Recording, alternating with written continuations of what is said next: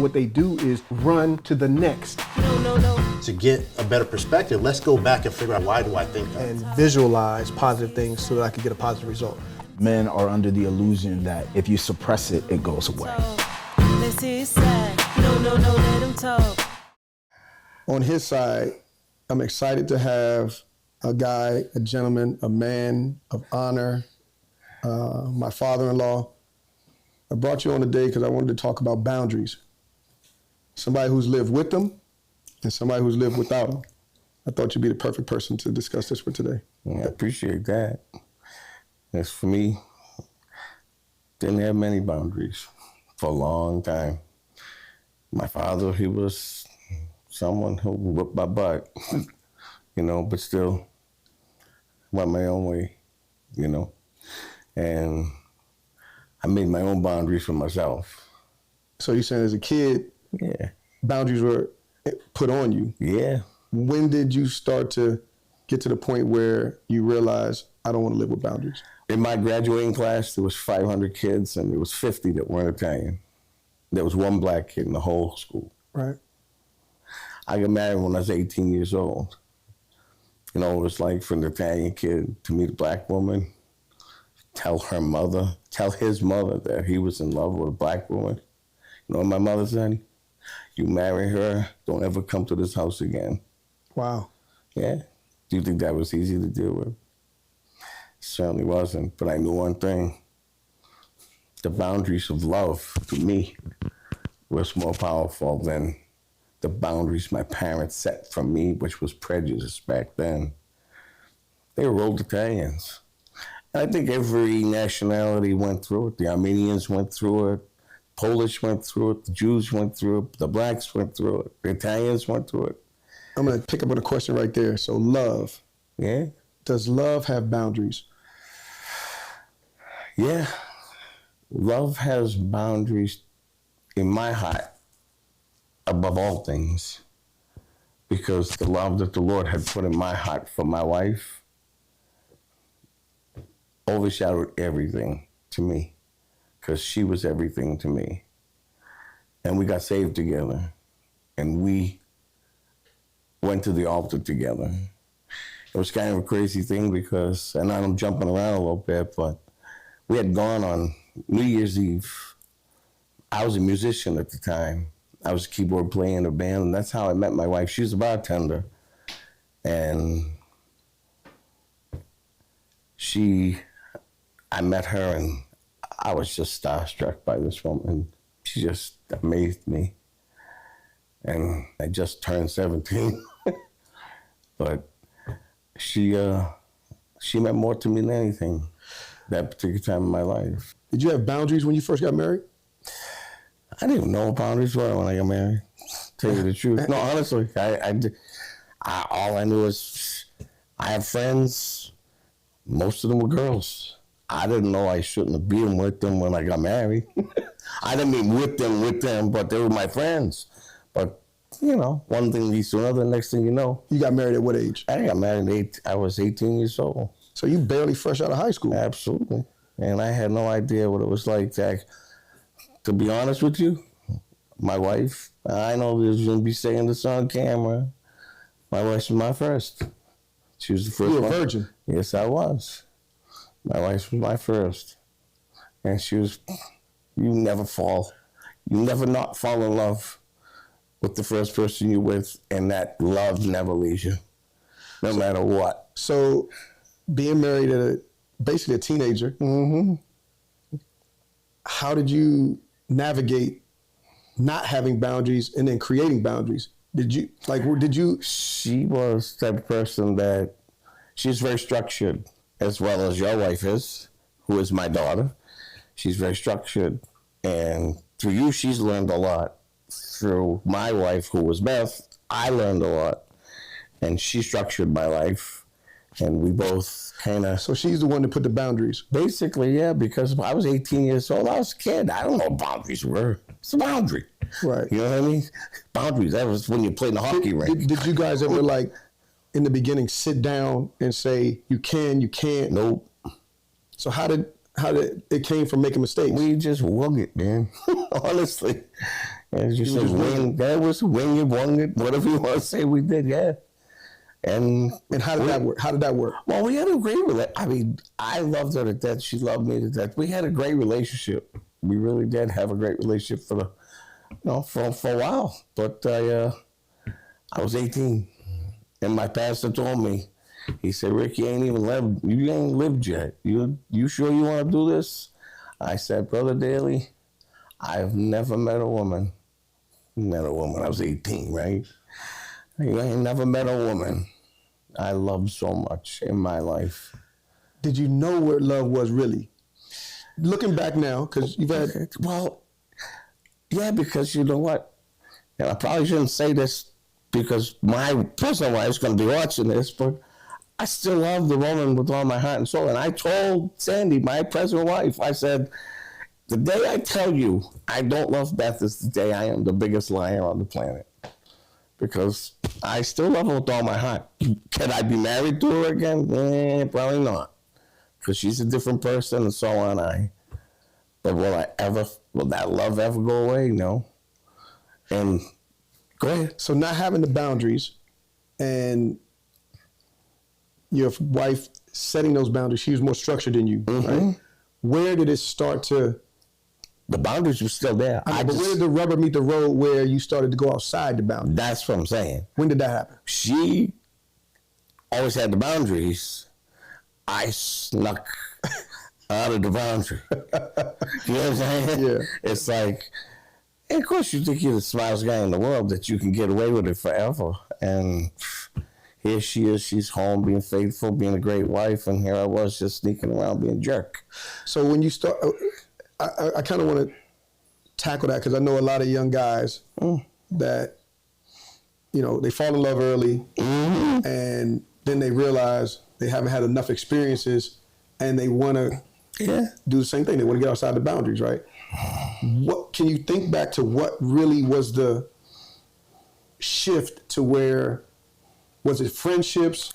Did you feel like you were missing something? What made you want to get outside the boundaries? I did, just like my pastor said, you haven't lived yet. So when I started to experience personalities of other women, it's not that my wife didn't have the greatest personality. She did, but I never had a chance to experience personalities from other women. You know what I'm saying? Yeah. Or that attention. See, I knew I was good looking. I always, you know what I'm saying? We're good looking, we just are. Yeah. But I worked out my whole life, and I always had my head held high. When I walked in a room, everybody noticed. Charismatic. Well, yeah, because, it's just, when you have an aura about you that you hold your head up high and you walk in a room with confidence, people notice that. And the boundaries for that was, to me, those were my boundaries. Those were like, I'm all that. You know what I mean? And even though that was my wife. Was it ego? It was ego. It was pride. And plus, I had a trophy wife. She was absolutely gorgeous. I mean, you know what she looks like. Do you think that was part of the attraction to other women wanting you? Or was it you going after other women or women coming at you? Yes. It was. I don't think if looking back so long ago, it was more like, I don't think I didn't go after other women. It's Satan, man.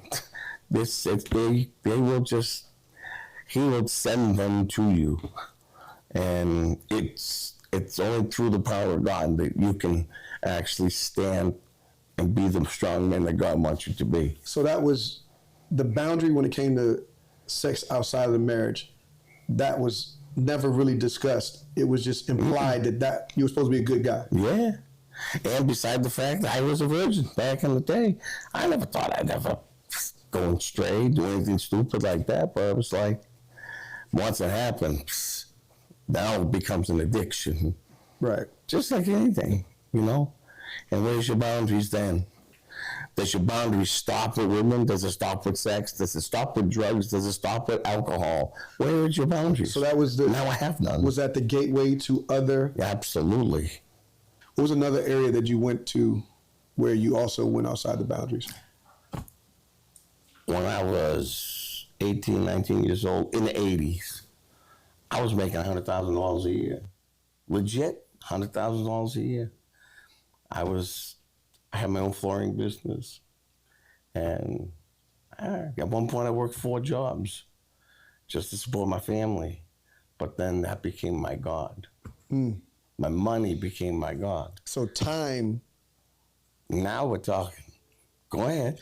So you went outside. Another boundary that you just took advantage of was time. So how did working so much, having a business, affect the family? I always taught my kids, and you can ask them. You can also ask all 3 of them. I always said to them, you can never get back time. Don't waste it. I was the biggest offender, but God only gives you the greatest commodity in the world is time. And how you spend your time and how you use your time is, I want to say, the most important thing in the world. So would you say time spent away from your wife and your kids is another reason that it was easier to not have these boundaries? Well, because another reason is I was working 4 jobs. So if I was working 4 jobs, she never knew where I was. Right. So I could go cheat anytime I wanted to. And I did. Sad. It's just sad because, you know something? When someone puts that kind of faith in you and that trust in you and that love in you, and you break that trust, you break that bond, that's maybe something you'll never get back. She may forgive you, but it's just like it's like a scar on your face. Right, right. It'll heal. What about, so at that time, did you have any mentors?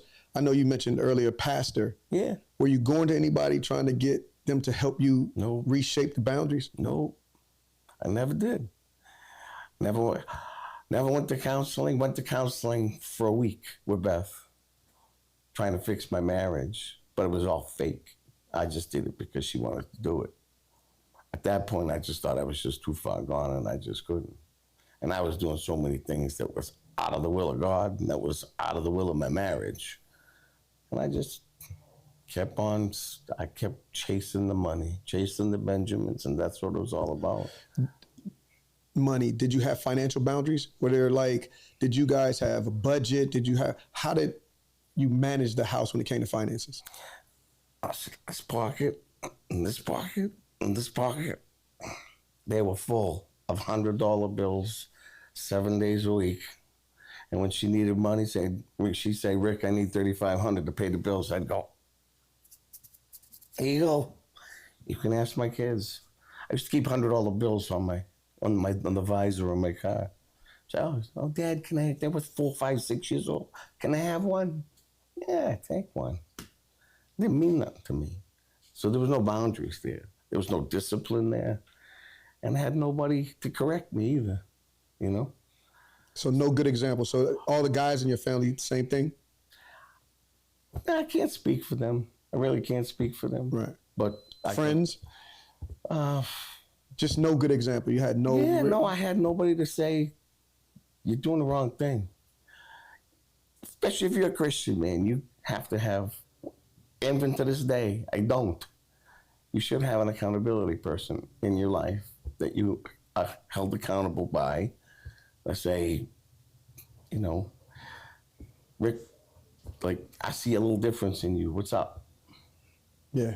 And you have to be honest enough to say, this is what's going on. You know? And a lot of times, you're going to lie to them because you're ashamed of some of the things that you've done. Are you better with boundaries? Everybody's better with boundaries.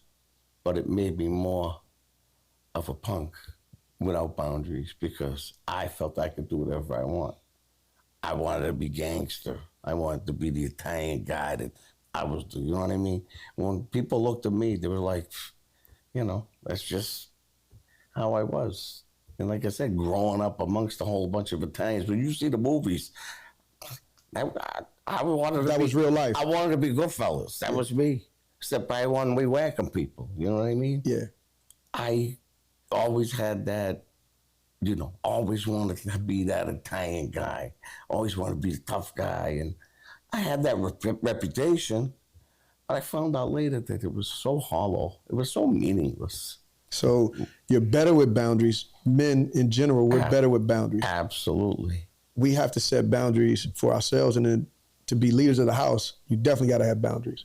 And if you have a mentor, such as things that you guys are doing now, being mentors to young kids and showing them, teaching them entrepreneurship, showing them that, there are boundaries that need to be set if you're going to be successful in life. Yeah. Because if you ain't have boundaries in your life, you're not going to have success.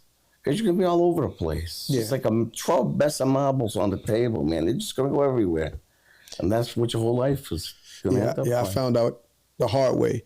If you don't set boundaries for yourself, somebody will set them for you. Mm-hmm. Right? And it's better to be disciplined, to set those boundaries yourself. Absolutely. Because you don't want to have those boundaries set for you. Yeah, because I'm a nonconformist. Yeah. Which, it's kind of the American way. No. Rebellious. Yeah, but I'm like woefully rebellious. Yeah. It's like you say no. Wrong. That makes you want to do it. Absolutely. That means I'm going to do it. That's just So me. now you're a rebel with a cause. Yeah, well, it's my own cause. Yeah. Not always the right cause, And I'm a guy with an attitude that I get things done, though. It's just like if there's an issue, there should be boundaries when it comes to temper and when it comes to you should be in control. Control is very important. There's been issues. I would tell my children, you don't want to be embarrassed, don't come in the store with me because I'm going to get you your money back. Right. No matter what it takes. See, maybe you shouldn't go. A lot of times being nice, you don't get that, though. You don't get results. But I don't know. Is that the right approach to take? Probably not. You know what I mean? Yeah. No. So over the years, you've learned it's better Absolutely. with boundaries. And what would you say some of the benefits of having boundaries are in your life now? Because obviously you're not just running wild. Structure. And when you have boundaries in your life, you have set structure that you know where you're going, what you're doing, you know what your goals are in life, and you seek after those goals, whether they're Christian goals, whether they're, goals to help other people. I met a guy yesterday. I don't know. I came 3,000 miles to talk to a homeless guy in an alley yesterday. And I'm in tears. This guy's in tears. I'm holding his hand. And I'm like, what is your purpose in life? What was it that you wanted in your life that you didn't succeed at, that you're sitting here right now? Yeah, I walked by here for 2 days, and you're still sitting in the same place. Where would you be if you made another decision? And that all, I think, is structured around different boundaries that you set for yourself in your life. To me, boundaries is structure. Yeah. Boundaries has the word bound in it. So if you don't set boundaries for yourself, you will be bound by something else. Absolutely. And then when you do set boundaries, you can be boundless. Mm-hmm. Right. So that's a way of looking at it. And I didn't look at it that way when I was young. Mm-hmm. And I think there's a point where when you're growing, parents set boundaries for you. Mm-hmm. And so when you start to get to that teenage, you want to remove all those restrictions and remove all those boundaries so you can say, I did it my way, like Frank Sinatra. Yeah. But sometimes doing it your way can end up like the gentleman that you said you met the other day. My father was born in 1928. My mother was born in 1930. He got to 6th grade, or he got to the 9th grade, she got to the 6th grade. They had to go to work. They didn't know anything else or even how to bring up kids. You know what I mean? Yeah. All their parents know how to do is shut up and give them a backhander. That was the boundaries they set. Who sets boundaries for us? The Word of God. How would we know the difference between right and wrong unless we had the Bible? Honestly. Right.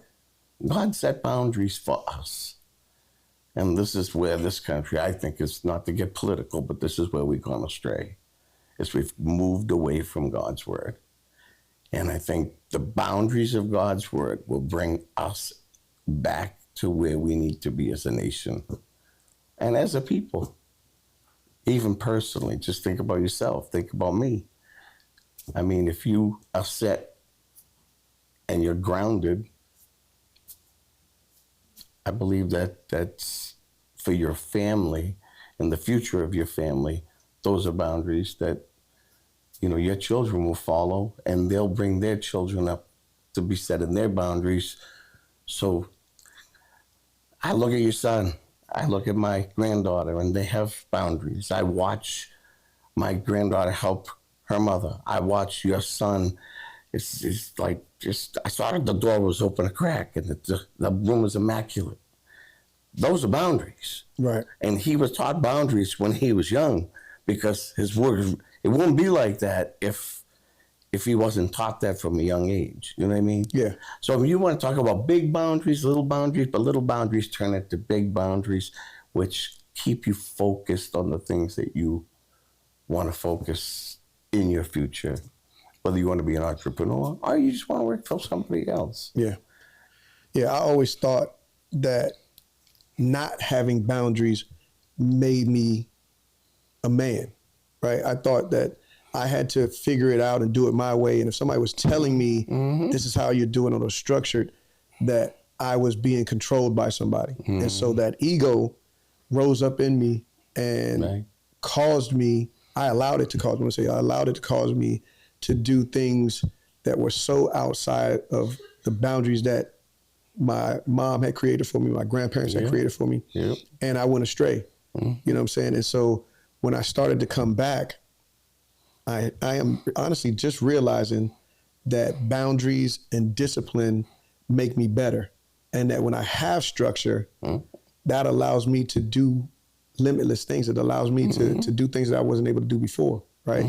And so I think that a lot of our culture now is that society, whether it's social media, TV, whatever the case may be, makes you think that you're better without boundaries. Right. But we're really not. Right. You know what I'm saying? Yeah. And so I really appreciate, you giving us some insight.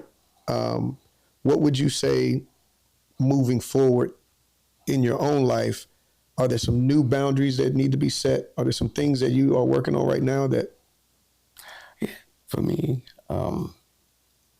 I'm having issues with my health, and there has to be structure every day that I have to be aware of things I can do, things I cannot do. And repetition breeds perfection. I watch you every morning, you get up, you make you shake, Yeah. And because what I'm saying is that's something that you're seeking after and you want to be healthy. I'm not getting any younger.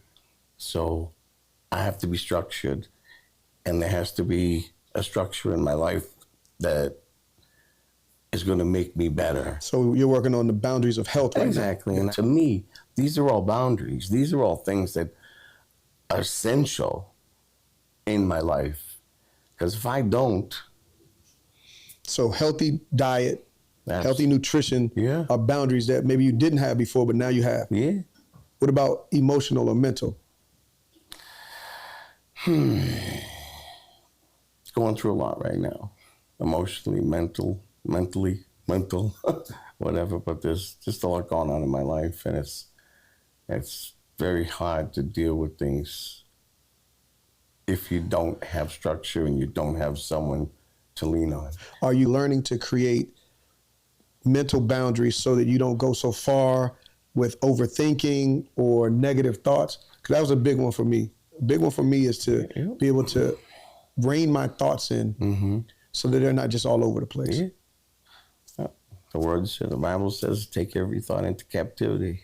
So you need to think about everything you say, everything you do. And there's certain people in my life that always bring that up. Set mental boundaries. Absolutely. The importance of mental boundaries. And talk and speak positive.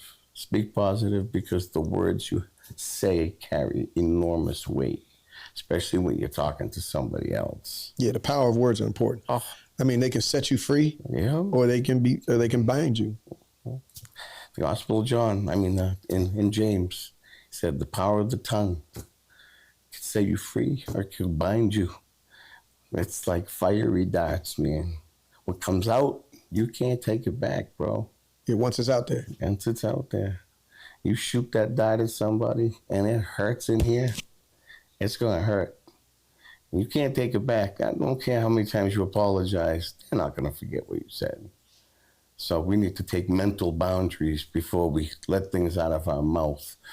We need to say, you know, before I say this. Quick to listen, slow to speak. Absolutely. And slow to anger. And you know, and Simon Cowell, and here's a guy. You're quoting Simon. Okay. Yes, just quoting Simon Cowell. Guy has $900 million. And his advice is, he goes, you know how I became successful? I listen 90% of the time and I only speak 10. You wouldn't know it from listening to him, but no, seriously. Well, he knows when to speak. Yeah, absolutely. And he knows what to say. And that's what, I mean, the guy's multi-successful. Right. Well, that's in this world, in this time of social media, everybody feels like they have a voice. Mm-hmm. So that would be a good thing to say to the world, is to listen more, be slow to speak, and make sure that you have thought and that you've put some boundaries around your tongue. Mm-hmm. The tongue is one of those things that you definitely need boundaries. Absolutely. Because like you said, you can say something and you can't take it back. And that would be me. So you're known for saying stuff. Oh my goodness, I've said so many things. And when I tell you, and I see these capital letters in my head, regret. Don't ever let regret take control of your life. Because once it does, it's a monkey on your back that you're going to fight for a long, long time. And you mentioned regret. Is that from not having boundaries? Yes. Yeah. Because the thing I did in the past, I made my own boundaries, which led me to make mistakes because I didn't know any better, because no one taught me boundaries. That's what we need to be, the adults to our children. That's what we as grandparents need to be, grandparents to our grandkids. Who's going to teach them if we don't? The world is not going to teach these kids boundaries. Look at what this world is right now. There's no boundaries that people, I mean, just look what's going on. To me, it breaks my heart to see, because I didn't grow up like this. And for me to watch my grandkids grow up like this and to see everything, you know, everything is just so footloose, fancy free, do whatever you want. No, because you know what's going to get you? That's where it got me. Yeah. And we won't even get into that. Okay? So, having no boundaries, there ain't no good gonna come of it, let me tell you. Because when you make your own boundaries, you get bound, just like you said. Yeah. And it's usually behind your back, and they're metal, and not comfortable. So. Well, I appreciate you, man. I love you, and the insight that you gave today. I appreciate you talking about some personal stuff, as well as some things that you've gone through in the past, some things that are currently happening. I love you. I love you too. I appreciate you, man. I love you too.